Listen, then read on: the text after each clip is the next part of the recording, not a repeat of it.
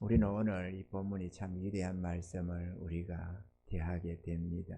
하나님의 모든 말씀이 어느 한 말씀, 생명의 말씀이 아닌 게 없고 축복의 말씀이 아닌 것이 없습니다.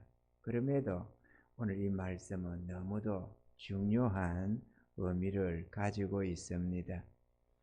본문은 우리 예수님께서 당신의 죽으심에 대한 말씀을 지금 하고 있습니다.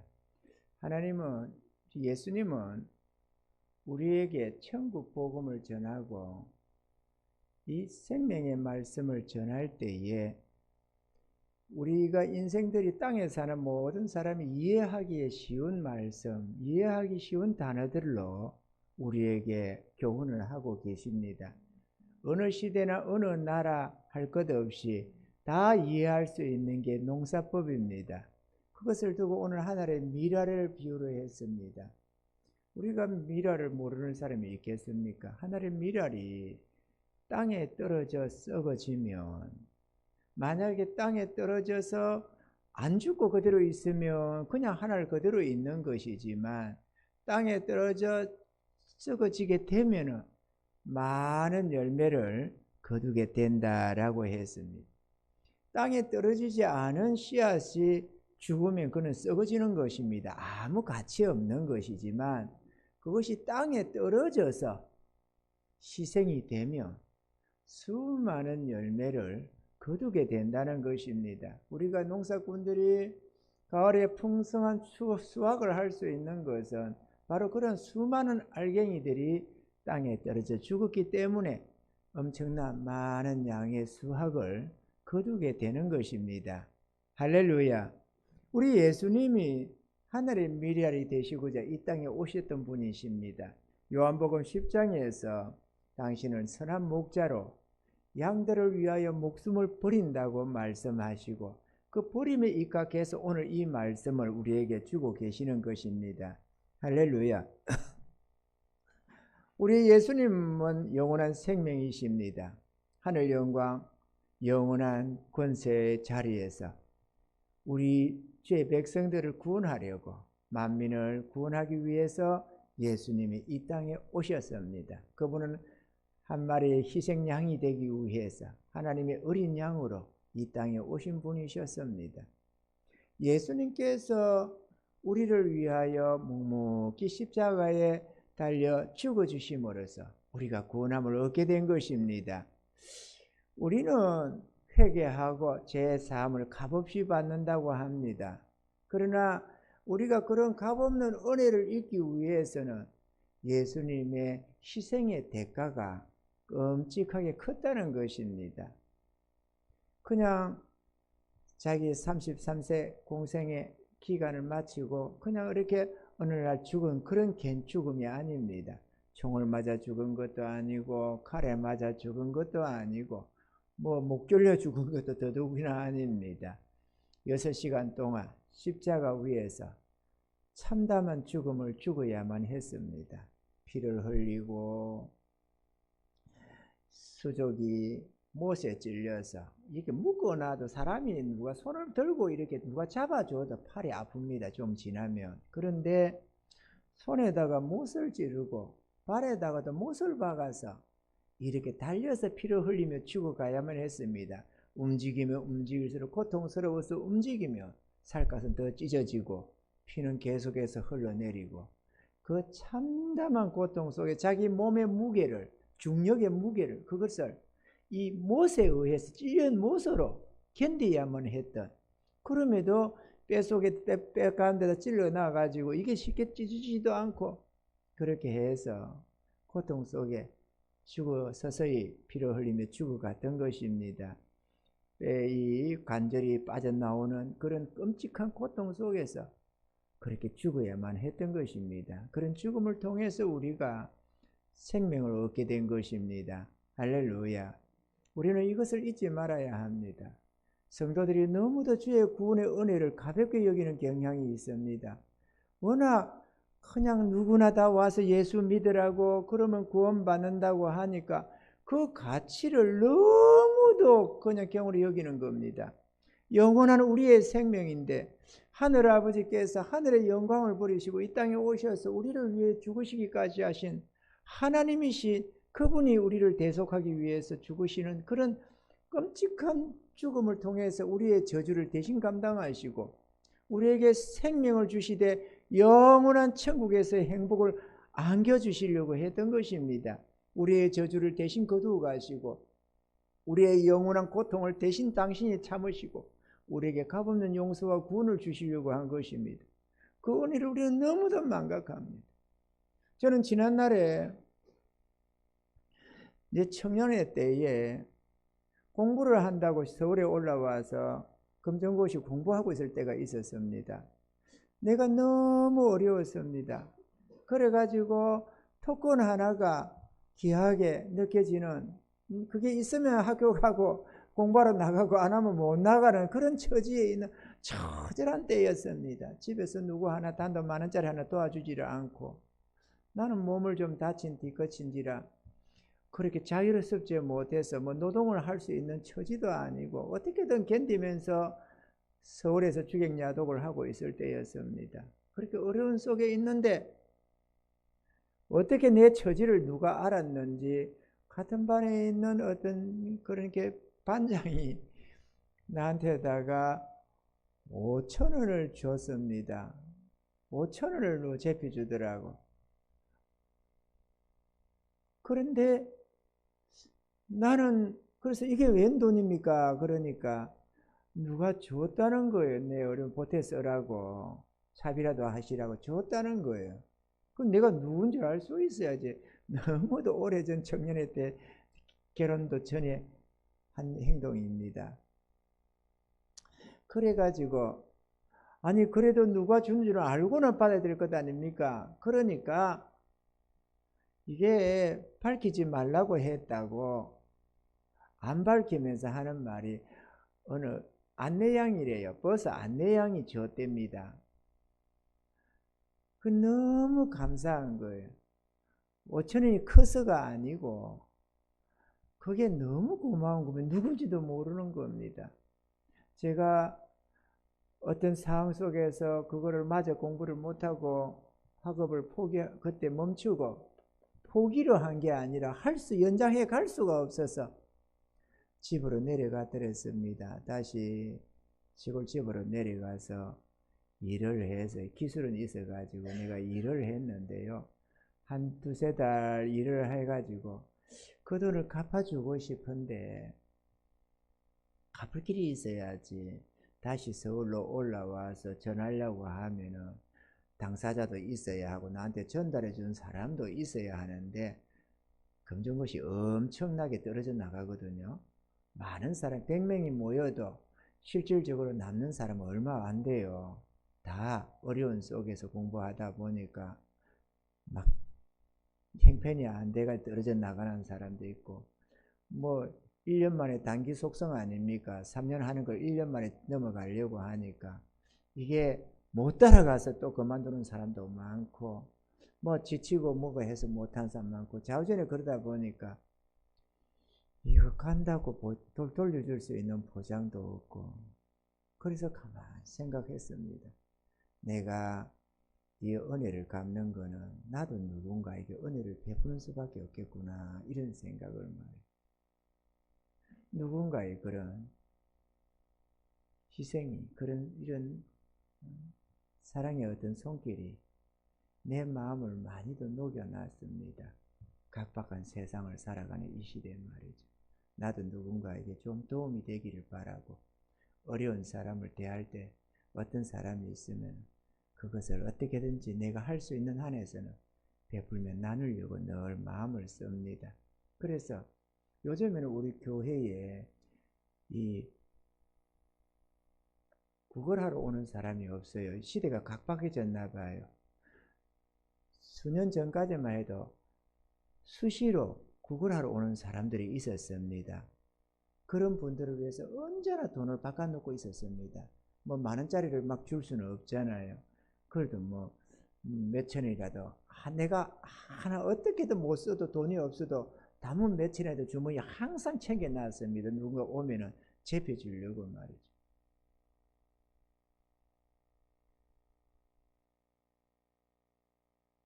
우리 예수님은 우리를 긍휼히 여기셔서 우리에게 구원을 주시기를 원하셔서 이 땅에 오셔서 정말 하나님의 미랄이 되어 주셨습니다. 당신을 희생양으로 삼아서 모든 만민에게 구원의 길을 열어 놓으시고 값없는 구원을 주시고 계신다는 사실입니다. 우리는 그걸 귀하게 여겨야 됩니다. 돈 5,000원이 뭐라고, 그것도 그냥 값없이 주는 어떤 그 대가를 바라는 게 없이 그렇게 전달해 주는 그것도 일평생의 기억을 하고 있다면, 하늘 보좌를 버리고 만물을 창조하신 창조주께서 인간의 모습으로 이 땅에 와서 우리가 받아야 할 저주를 대신 받으시고 우리가 영원히 당해야 할 그 고통을 당신이 십자가로 담당해 주시면서 우리에게 구원을 주신 그 은혜는 진실로 우리 모두가 영원히 기억해야 될 내용 아니겠습니까? 믿습니까, 여러분? 그렇기 때문에 우리도 그분의 사랑 앞에 마음을 여는 겁니다. 하나님, 예수님, 내가 영원히 저주받아야 할 죽음을 주님이 당하셨습니다. 그러므로 나도 주를 위하여 죽기를 원하나이다. 이렇게 고백을 할 수가 있는 겁니다. 주님, 무엇이든지 말씀 주셔서 무엇이든지 뜻만 주시면 내가 그것이 무엇이든지 순종하겠나이다. 저는 수없이 고백해 왔습니다. 주님, 내가 불 가운데 들어가야 한다면, 주를 위해서 들어가야 한다면 불 속도 마다하지 않을 것입니다. 물 속에 들어가야 한다면 그 죽음도 마다 안 할 것입니다. 주님께서 나를 위하여 그 같은 고통을 당하셨는데 나도 기꺼이 주를 위하여 내 생명 바치겠습니다. 이런 고백을 수도 없이 해드렸습니다. 주님, 나를 사용해 주세요. 나를 들어 사용하셔서 주를 모르는 불쌍한 영혼들에게 이 복음을 전할 수 있게 도와주세요. 이렇게 말이죠. 여러분, 주님의 그 사랑을 기억해야 합니다. 워낙에 값없는 선물이라고 누구나 예수 믿으라고 통사정을 하니까 너무도 가치없이 생각을 해가지고 그 해에 나오는 것을 무슨 나가주는 것 마냥 무슨 큰 인심이나 쓰는 줄로 생각하지만 그게 그렇지가 않다는 사실입니다. 아멘이죠. 주의 구원의 은혜를 입는 자마다 나가주는 게 아니라 주여 나도 주를 위해 죽겠노라고 고백하는 거 아닙니까? 이 세상 그 어떤 것보다도, 내 처자식보다도, 세상에 그 귀하게 여기는 재물보다도, 금이나 은보다도 더 주를 사랑하는 것 아닙니까? 왜 그렇습니까? 그 사랑을 알았기 때문에 그렇습니다. 나를 위한 그 희생이 너무도 크다는 것을 내가 알기 때문에 우리가 그 사랑 앞에 고개를 숙이고 그렇게 사랑하며 주님 앞을 나아가다 보니까 그 우리를 위한 죽으신 그 십자가의 은혜만이 아니라 우리 삶 속에 함께 하시면서 너무도 대단한 위대한 은혜들을 베푸시는 것입니다. 사람들은 이거를 모릅니다. 그냥 저 2000년 전에 십자가에 달려서 내 죄만 사한 것만 생각을 했지, 임마누엘의 하나님으로 우리 가운데 함께 하시면서 응답하시고 역사하시는 그 하나님을 모르는 겁니다. 그걸 모르니까 예수 믿는다고 하면서도 내 능력으로 자꾸 살려고 하는 거예요. 주의 능력으로, 내가 그분의 능력을 의지해서 내가 믿음으로 승리해가며 그 승리를 하나님께 영광 올려드리는, 그런 감사로 영광을 올려드리는, 이게 바로 믿음의 삶인데 이 삶을 대다수가 모른다는 것입니다. 안타깝게도 목사님들도 모르는 사람이 너무 많고 성도들은 더 많고, 이게 얼마나 안타깝습니까? 하나님은 탄식을 한다는 거죠. 왜 믿음이 없느냐고, 왜 나를 믿지 않느냐고, 왜 내 명령과 규례와 법도를 순종하지 않느냐고 말이죠. 그렇게 해가야 주님과 동행이 되고 주님이 동행하면서 온갖 기적과 이적이 우리 삶 속에 나타나는데 그분을 너무 모른다는 겁니다. 그분의 말씀을 너무 무시하는 거예요. 주의 백성들이. 우리가 부모의 말도 웬만하면 무시해서는 안 됩니다. 그죠? 우리를 지으신 하나님 아닙니까? 만물을 창조하신 창조주십니다. 그분에게 우리의 생명이 있습니다. 그분에게 우리의 죽고 사는 것이 그분 손에 있고 종기와 비천이 그분 손에 있습니다. 아멘이죠? 생사하복을 주관한다잖아요. 그 하나님 앞에서 우리가 교만을 부려야 되겠습니까? 겸손히 나아가도 모자랄 판에 말이죠. 우리가 회개해야 됩니다. 주의 백성들이 너나없이 주님 앞에서 너무 교만한 것 아닙니까? 주의 은혜를 여겨야지. 저기가 참 뭔 손주가 할아버지 수염 잠답니까? 상투로 잠답니까? 그런 소리를 하다시피 해서는 안 될 행동들을 우리 주의 백성들이 너무 하는 겁니다. 하나님을 몰라서. 우리 하나님이 어떤 탄식을 하고 있고 어떤 애탕을 마음을 가지고 탄식을 하는지를 너무 모르는 겁니다. 하나님의 마음을 몰라요. 그러면 내 먹고 사는 것이 침체해 있고 내 즐기는 그런 인생살이에 마음이 뺏겨서 그냥 겨우겨우 예배 한번 놓으면 다행이고 겨우겨우 헌금 좀 드리면 그게 다행이고 그렇게 생각을 하는 겁니다. 그게 무슨 믿음 생활이라고 말이죠. 너무 안타깝잖아요. 에녹이 300년간 주와 동행했다고 하는데도 막 그거는 아이고 에녹이 성경에 있는 말이겠지. 모세야 하는 주의 음성이 앞에 그거는 성경에 있는 거겠지. 우리의 안고 일어섬을 아시고 우리 삶 속에 함께 하셔서 당신의 권능으로 우리에게 축복하시려는 그 은혜를 너무 모르는 겁니다. 우리는 좀 깨달아야 됩니다. 할렐루야. 깨달읍시다. 그리고 변화를 받읍시다. 어떻게 이 땅을 살면서 좋으신 하늘의 아버지를 모시고 살고 우리를 위하여 십자가에 달리신 그 사랑의 주님을 모시고 산다고 하면서 어떻게 무능력한 인생의 모습으로만 삽니까? 하나님의 능력으로 살아봐야 되지 않겠어요? 그래서 하나님의 은혜를 맛보면서 감사하며 찬양하는 삶을 좀 살아봐야 되지 않겠어요? 살만 나는 인생을 한번 살아봐야 될 것 아닙니까? 할렐루야. 우리 예수님이 우리 주의 백성들을 보고 너는 세상의 빛과 소금이라고 했습니다. 그런데 무조건 빛과 소금이 아니고 빛과 소금의 역할을 감당해야 된다. 너희는 그러니까 소금 맛 이런 소금이 되지 말라고 하시는 겁니다. 그 소금은 뭐 부패 방지도 되지만 소금의 첫째 목적은 맛을 내는 거거든요. 그 우리가 세상에 맛깔나는 인생이 되어서 세상 사람을 위로하고 축복하면서 안 믿는 내 가족들, 믿는 자나 안 믿는 자나 내 가족들로부터 시작해서 형제자매 이웃들로 이런저런 직장으로 우리가 속한 모든 속에서 관계되는 모든 사람 앞에 좀 살맛 나게 해주는 인생이 되어야 되는 겁니다. 어떻게요? 우리가 무슨 대단한 맛이 있다고 우리가 살맛 나는 인생이 되겠습니까? 우리 자신도 죽을 통 살통 되면 누구를 살맛 나게 하겠어요? 그런데 예수님으로 우리가 소금이 되어야 되는 겁니다. 우리 스스로는 개뿔도 없어요. 예수님이 우리 안에서 만나는 소금 역할을 해줘야 우리가 세상에 빛이 되고 소금이 되는 겁니다. 그래야 우리 인생이 너무 즐거워지는 겁니다. 우리 인생이 너무 만족해지는 겁니다. 예수님으로 인해서 말이죠. 그런 이 즐거움이, 이 기쁨이, 이 감사가 이게 그대로 흘러서 우리의 가족들, 이웃들로 흘러가는 겁니다. 그래서 빛이 되고 소금이 되는 거예요. 근데 내가 뭐 개뿔로 이렇고 죽을 둥 살둥 하고 있으면 내가 죽겠네 살겠네 하고 있으면 무슨 재주로 빛이 되면 소금이 되겠어요? 주님이 없는 인생은 소금이 될 수가 없고 빛이 될 수는 없습니다.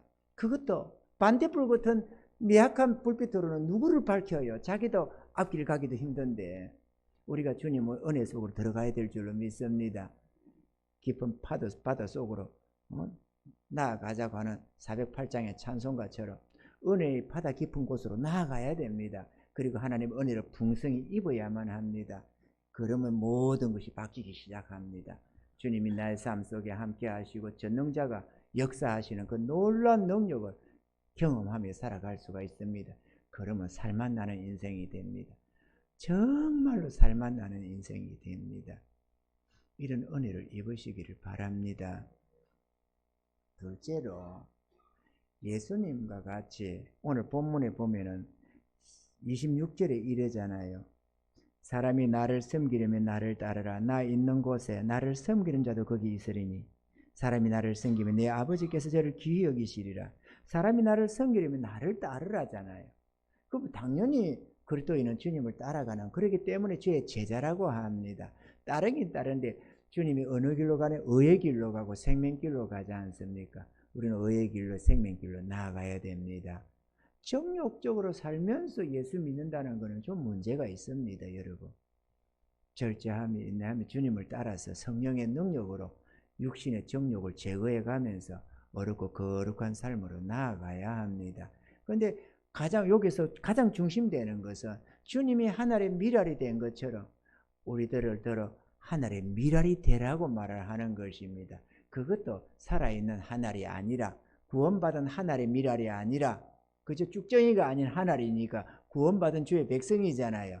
근데 이 하늘로 있어 가지고는 자기 하나 구원받는 것이지만 주를 위하여, 복음을 위하여 이게 땅에 떨어져, 다시 말하면 세상에서 희생물이 되어 주면은 수많은 영혼들을 구원하겠다는 것입니다. 주님이 그 하늘의 미랄이 되셨듯이 우리들도 하늘의 미랄이 되라고 말씀을 합니다. 왜 우리가 하늘의 미랄이 되어야 하느냐? 여러분, 우리가 하늘의 미랄이 돼서 나를 희생물로 딱 주님 앞에 나를 드리면, 내 삶을 포기하고 나의 삶을 주님께 딱 바치면 그때부터 주님이 나를 온전히 들어 쓸 수가 있습니다. 내 안에 거절이 없어져요. 주님이 뜻을 주시는 모든 뜻에 순종해 갈 수가 있는 그러한 마음의 거룩한 소원과 함께 하나님의 성령의 은혜가 역사하기 시작합니다. 이것이 있어야 합니다. 옛날에 어느 선교사가 저 아프리카 어느 오진 마을로 복음을 전하러 선교팀이 형성돼서 갔습니다. 어느 강가에서 야영을 하게 됐는데 인디언들의 공격으로, 그 어떤 부족들의 공격으로 다 죽고 말았습니다. 이 소식이 뒤에 전해졌습니다. 선교회를 통해서 전해졌을 때 남편의 그 소식, 선교사님의 소식을 전하는 사람이 그 아내분에게 왔습니다. 기자가 따라와서 물었습니다. 이렇게 남편을 잃었습니다. 남편이 이렇게 객적해서 복음을 전하려다가 이렇게 죽었습니다. 참 안타깝게 참 생각되는데, 선교 갔다가 이렇게 되는데 어떻게 생각하십니까? 이런 말씀을, 위로의 말씀과 함께 전하니까 그 선교사 아내분이 이렇게 말을 했습니다. 저희 남편은 이제 죽은 게 아닙니다. 이미 오래전에 주와 복음을 위해서 죽으신 분입니다. 이렇게 말해요.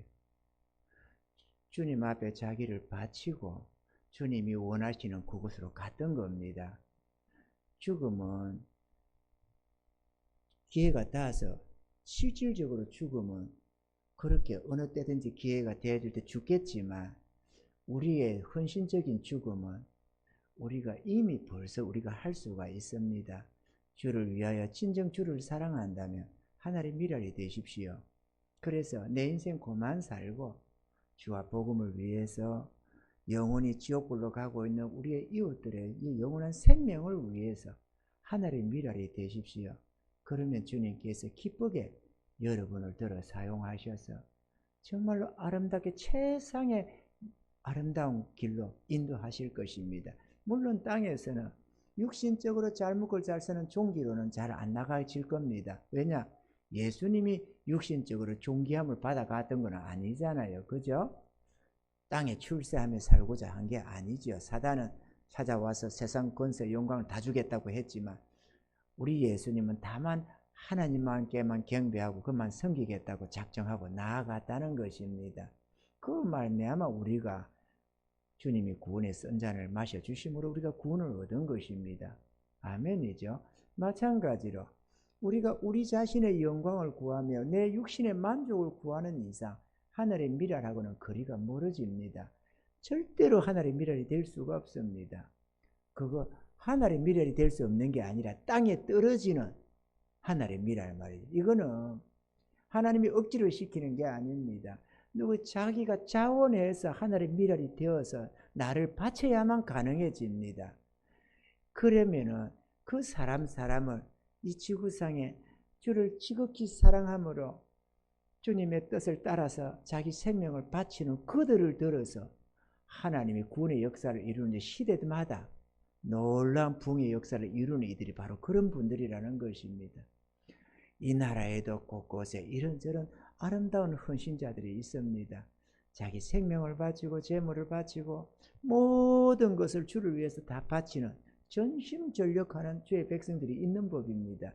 그들로 말미암아 교회는 부흥되어 나간다는 사실입니다. 할렐루야. 하늘의 미랄이 될 수 있기를 바랍니다. 세 번째로 교회에는 이런 자기 생명을 바치는 미랄도 있지만 헌신과 봉사로 주를 위하여 희생해 가는 자들이 있습니다. 교회의 부흥은 누군가의 희생과 봉사로만 부흥이 됩니다. 선한 역사는 선한 열매가 맺혀지는 것은 선한 생명의 씨앗이 떨어지기 때문에 그게 가능한 것입니다. 희생이 없이 선한 역사는 일어나지 않습니다. 할렐루야. 우리 교회에 이런 지금 아름다운 이런 것들도 그런 희생자들이 있어서 그렇습니다. 교회의 귀한 일꾼들이 자기가 소중히 여기는 정말로 소중한 예물들을 내어놓고 그냥 우리가 보다시피 여러분 일반적인 11조 감사 해가지고는 이렇게 못합니다. 일반적인 11조 감사 가지고는 어림도 반푼도 없습니다. 이 교회가 지탱하는 것 자체도 불가능해집니다. 그런데 없는 속에서도 부천에서 이리 오면서 사람 몇 명 왔습니다.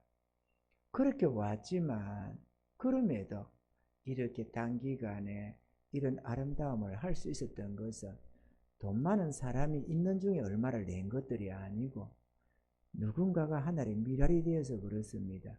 이런 일꾼들 저런 일꾼들이 하나의 미랄이 되어서 자기의 집을 내놓기도 하고 자기가 가진 어떤 귀한 것들을 내어놓고 자기 생활비에 최소한의 것만 남기고 주님 앞에 드려가는 전심전력하는 그런 일꾼들이 있으니까 이렇게 놀라운 역사들을 이루어갈 수가 있는 것입니다. 그들이 또 하나의 미랄이라는 사실입니다. 할렐루야.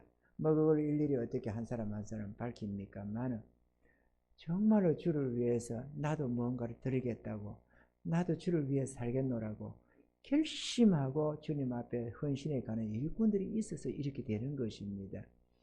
그런데 여러분 땅의 세상에 이 땅의 삶만 생각하고 육신의 삶만 생각하면 그거는 희생이고 헌신이고 봉사기 때문에 육신적으로 볼 때는 괴로울 것 같아 보이잖아요.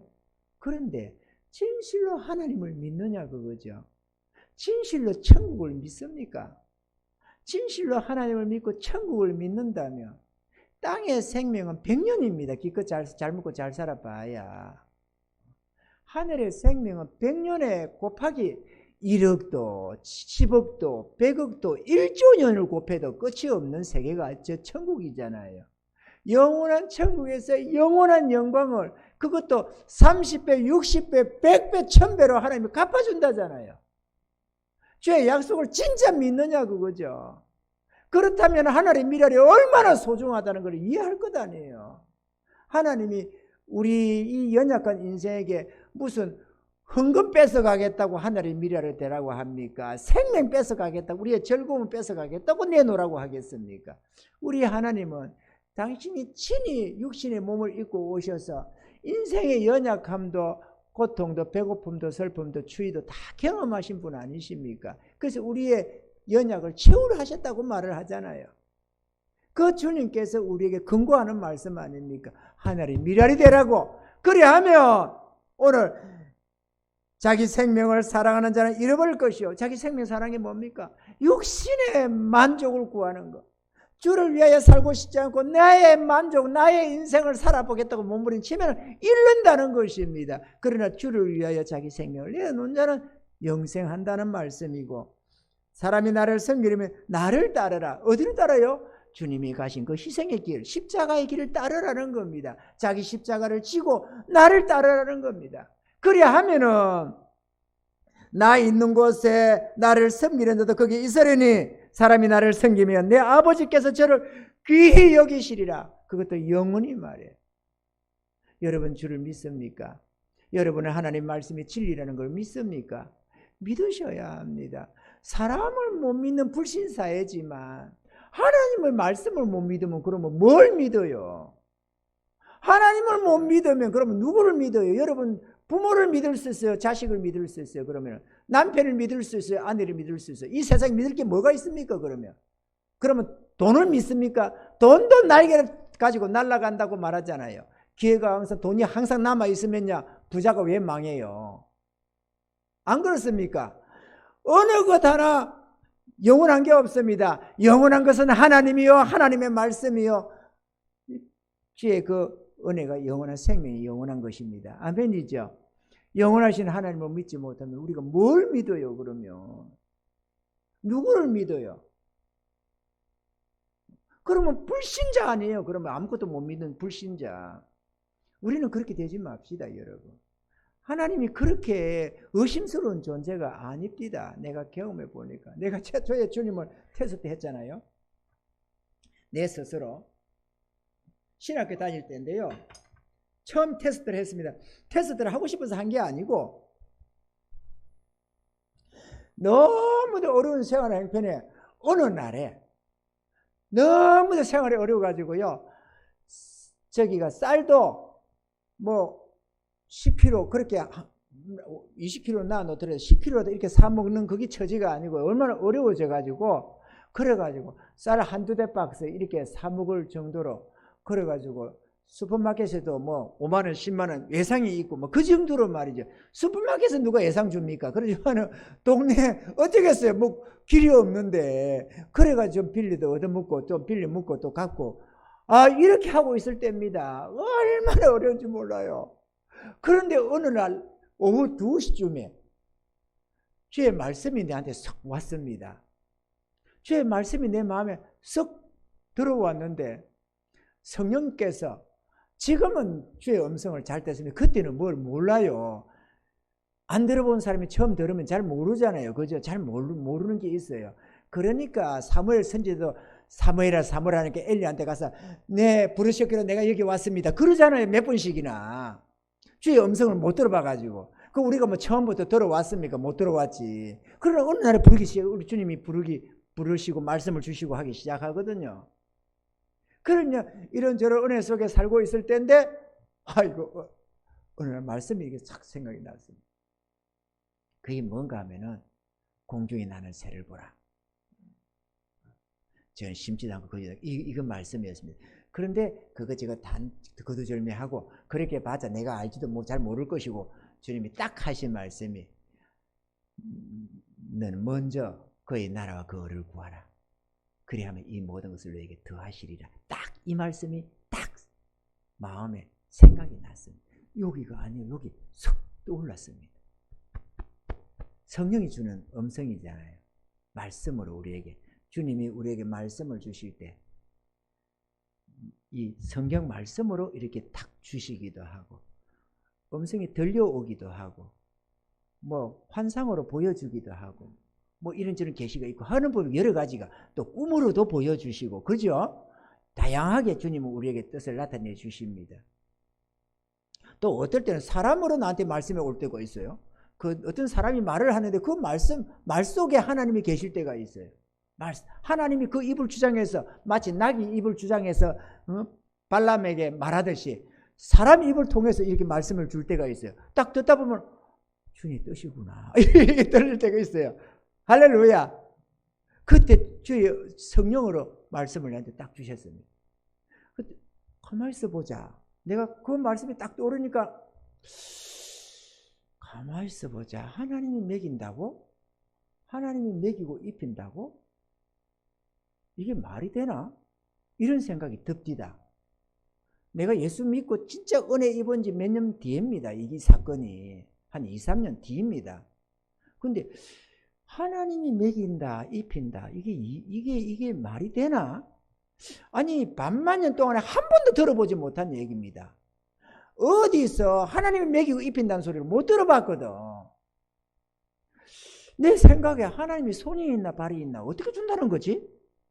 왜냐? 여러분 평소에 살 때는 그런 생각을 안 할 겁니다. 아마 먹이다니까 하나님 주신다니까 주겠지 이렇게 복 주시나 보다 이렇게 생각하겠지만 나는 때거리가 부족한 때 아니겠어. 지금 절박한 상황이다 이거죠. 지금 상황들이. 그러다 보니까 먹고 사는 걸 하나님이 먹인다고? 이게 너무 새롭게 와닿는 겁니다. 이 말씀이. 이거를 믿어야 되나 말아야 되나. 이게 순간 이렇게 생각이 이게요. 갈등이 딱 오더라고. 믿어야 되나 말아야 되나. 그런데 문제는 내가 그때 신학교를 다니고 있었거든요. 신학교를 다니고 있었는데요. 가만히 있어 보자. 내가 지금 신학교를 다니는데 지금 이게 하나님 말씀이 되게 생각난 게 틀림없이 몇 장 몇 절이 어디 있는지는 모르지만 저희 하나님 말씀인 건 틀림없이 내가 알거든요. 그런데 내가 일단은 확인을 해봐야 되겠다. 이 말씀이 진리인지. 왜냐? 너무 생소했거든요.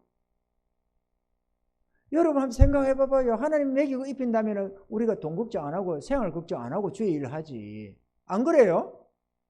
그런데 예배 빼먹고 헌금 생활 안 하고 이런저런 봉사 안 하고 죽으라고 나가서 사회에서 이렇게 저렇게 몸부림치는 이유가 뭐예요? 먹고 살겠다고 하는 것도 아니에요. 근데 하나님이 먹이고 입힌다잖아요. 이 모든 것을 너에게 더한다고. 더해 주겠답니다.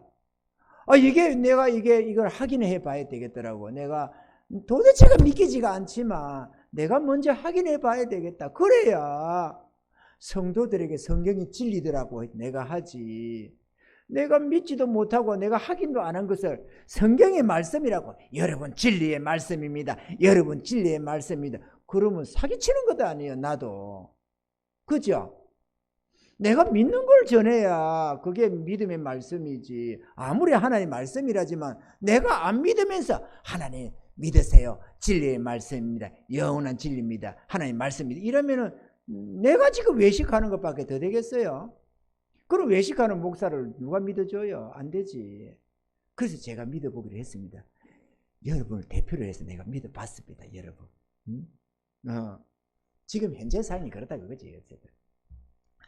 그래가지고 딱 그렇게 결심이 딱 서는 순간에 저희 집사람한테 선언을 했습니다. 여보, 우리가 단 며칠 사흘 걸려 때거리가 떨어지는 때였거든요. 그러면 조금 빌려와서 또 어떻게 하고 나면 또 좀 챙기면 또 갚고 또 먹고 갚아야 또 먹습니다. 안 갚고 계속 버티면 자꾸 눈덩이처럼 늘어만 나고 신용을 잃어가지고 뒤는 안 줘요.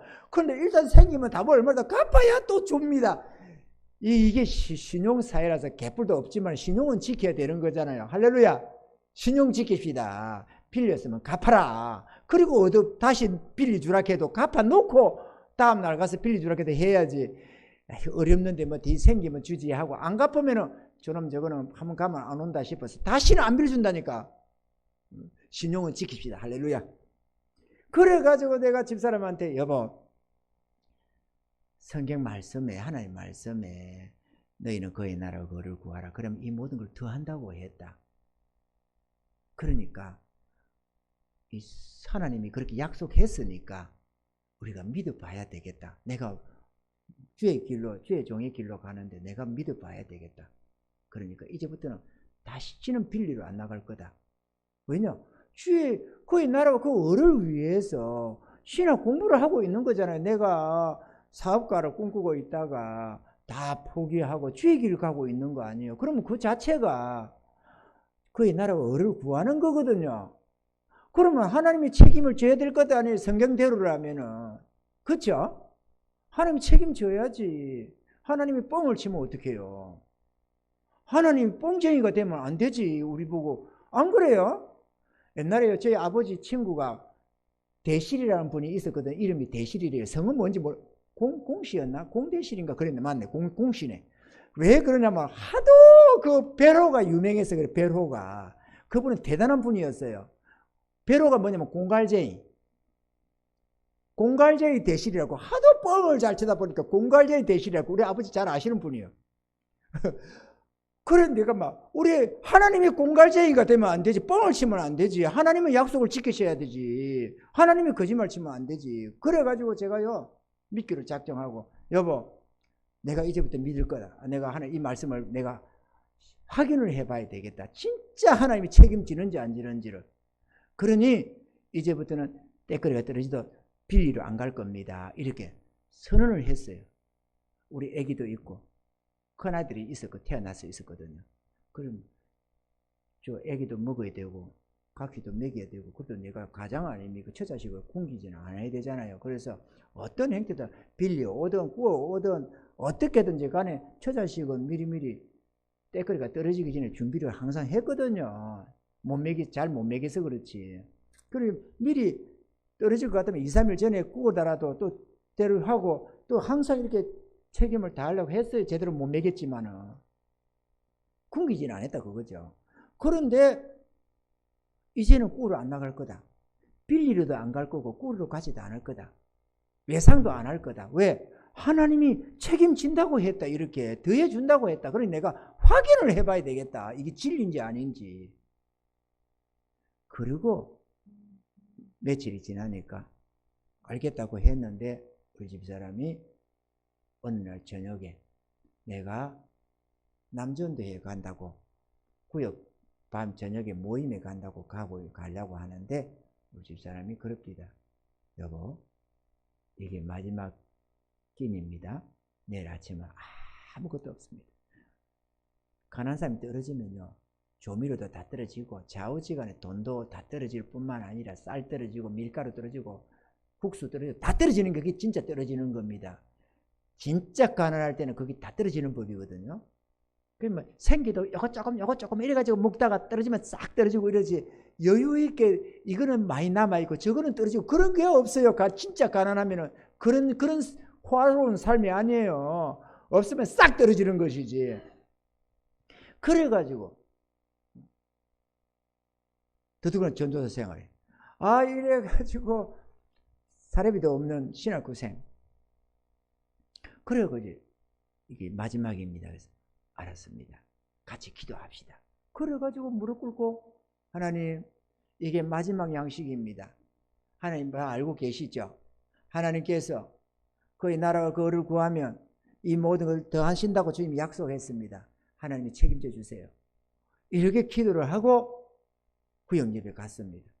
놀랍게도 그 구역 예배 속에서 밥을 한 통을 줬는데, 신기하게도 그 밥이 물론 사연이 좀 있는 밥입니다만, 이게 낮에 목회자 모임이 있다고 교회에서 많이 음식을 했는데 목사님들이 너무 작게 와가지고 그날따라 구역 하시는 예배 모일 그 여집사님이 그 주방 봉사를 하고 나서 사모님이 하도 밥 걱정을 하고 이 많은 걸 다 어떡하냐고 하니까, 사모님 우리 집에 오늘 구역 예배 남전도에 하잖아요.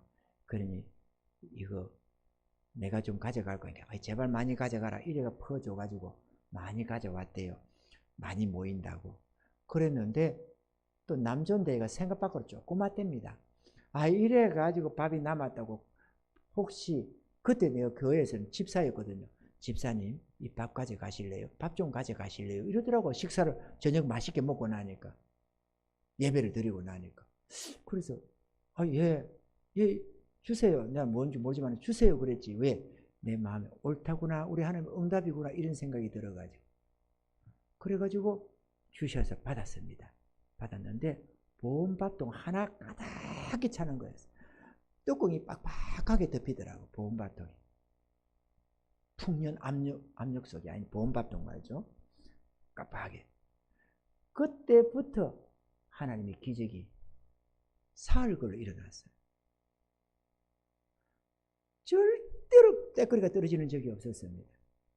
오늘까지 그 은혜로 저희 가정은 생활 걱정을 안 하고 살아왔고, 6개월, 한 5, 6개월 뒤부터는 나는 생활비에서 완전히 자유로워졌습니다. 왜냐하면 우리 집사람이 같이 기도합시다 하더니만 한 5, 6개월 좀 지나가니까 다시는 기도하자고 말을 안 했습니다. 그리고 기적의 역사가 또 나타나면 빙그레 웃고, 여보 우리 집에 생활비 떨어졌어요? 그러면 얘기를 하죠. 같이 기도하지. 같이 기도할 텐데 얘기를 하지. 아이고 이제 내가 알아서 할 테니까 당신은 주의 일이나 하세요. 이래가지고 오늘까지 애들 공부 다 시키고 대학교 보내고 대학원 다니고 결혼시키고 그런 속에서도 나한테 단돈 10,000원짜리 하나 뭐라도 돈 없다는 소리 나한테 한 적이 없다. 오늘까지도 한 번도 돈 없다는 소리 안 하고 내가 걱정이 돼서 돈이 어떻게 돼요?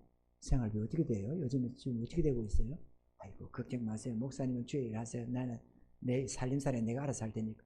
이래가지고 내가 막 생활비가 개뿔로 없이 개뿔 없이 뭐 진짜 알바 수준의 물질 집에 갖다 놔놔도